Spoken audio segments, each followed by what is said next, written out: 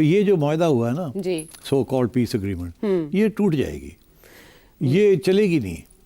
نہ حماس بات مانے گا جو وہ چاہتے ہیں وہ مانے, نہ اسرائیل مانے گا بات جو وہ کہہ رہے ہیں اسرائیل کو. تو یہ آپ نے دیکھا ہاسٹیجز ایکسچینج ہوئے, اس کے اوپر جھگڑا شروع ہو گئے. جی جی آگے چلتی ہے بات, بہت باتیں ہیں, مگر ابھی تو اسٹریٹ ہوئے وہ کہہ رہے ہیں کہ انہوں نے کچھ ہاسٹیجز ہمارے دیے نہیں ہیں. جی ڈیڈ باڈیز کے اوپر ہے کہ حماس کچھ ڈیڈ باڈیز نہیں دے رہا. وہ کہتے ہیں جی وہ ٹنلز میں ہیں, اس کے اوپر ربل ہے, وہ گر گئی ہے, جن کو آپ نے کیا ہے وہ وقت لگے گا. اسرائیل کہہ رہا ہے کہ آپ ٹائم لے رہے ہیں اور یہ ٹھیک نہیں ہے. اور پھر اس کے ساتھ ساتھ حماس کے اوپر الزام اسرائیل نے لگا دیا کہ حماس بھی جو ہے ایگزیکیوشن کر رہے ہیں, ایکسیکیوشنز کر رہی ہیں ان لوگوں کی جو کہ اسرائیل کی سپورٹرز تھے اینڈ سو آن. تو یہ باتیں.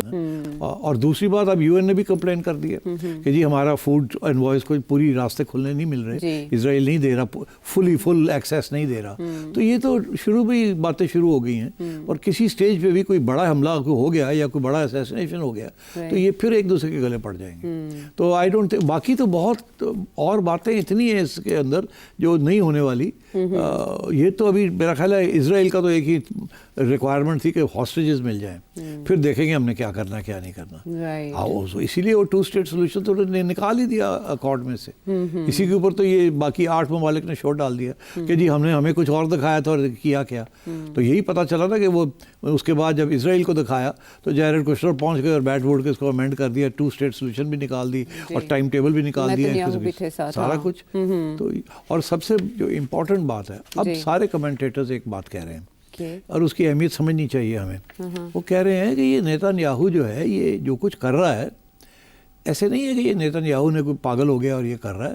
وہ کہہ رہے ہیں کہ majority public opinion in Israel is in favour of genocide. Majority public opinion in Israel is in favor of genocide. حق میں ہے وہ حق میں ہے, اور وہ کہتے ہیں نکالو ان کو, ہم نے زمینیں لینی ہیں.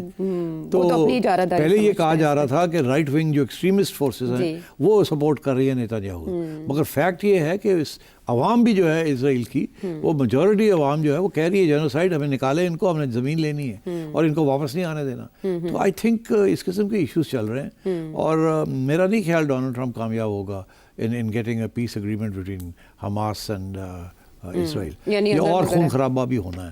اور جب وہ ڈیڈ باڈیز کی حوالگی کے حوالے سے حماس کا کوئی واضح موقف آ جائے گا تو پھر دیکھیں گے کہ یہ معاہدہ کس طرف جاتا ہے. ابھی کچا پکا کام ہے.